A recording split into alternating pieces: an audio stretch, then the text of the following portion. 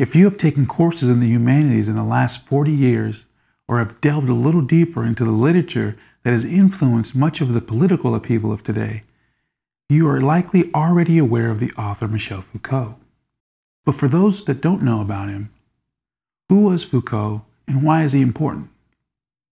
In the ivory towers across America and abroad, Michel Foucault is regarded as the most influential social theorist since Jean-Paul Sartre, of whom reached acclaim in the mid-20th century. Though unlike Sartre, Foucault was not a traditional Western philosopher. As one of his main preoccupations was to break from tradition, Foucault took after the leaders of the Frankfurt School like Horkheimer, Habermas, and Marcuse, and expanded on the field of critical theory. Critical theory differs from traditional Western philosophy in that it does not regard human beings as having a particular nature, but rather sees humans as a sort of blank slate of whom's nature is defined by social narratives, customs, traditions, and taboos. In this view, human beings are seen as socially constructed.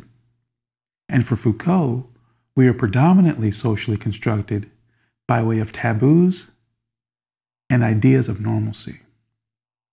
Taboos, normalcy, and alienation are central themes of Foucault's work. He wrote extensively on the development of prisons and the formation of individuals as criminals. He also wrote about the idea of sanity and sexual taboos.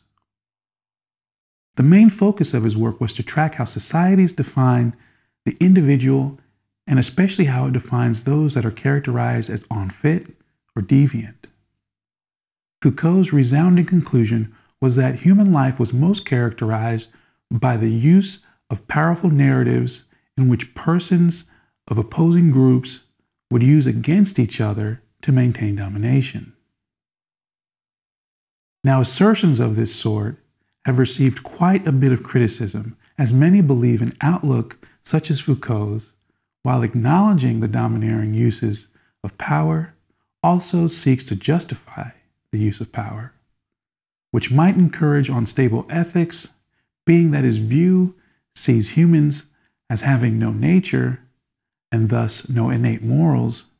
Justified uses of power could easily tilt towards corruption on either side.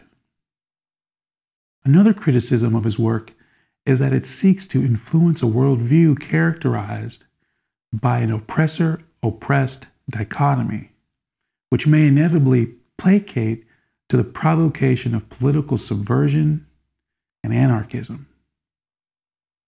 There are also a great many evolutionary biological principles and civic principles that Foucault's views don't attend to, which has caused the professorate of evolutionary biology to come up in arms and stridently seek to reestablish a basic understanding of human nature.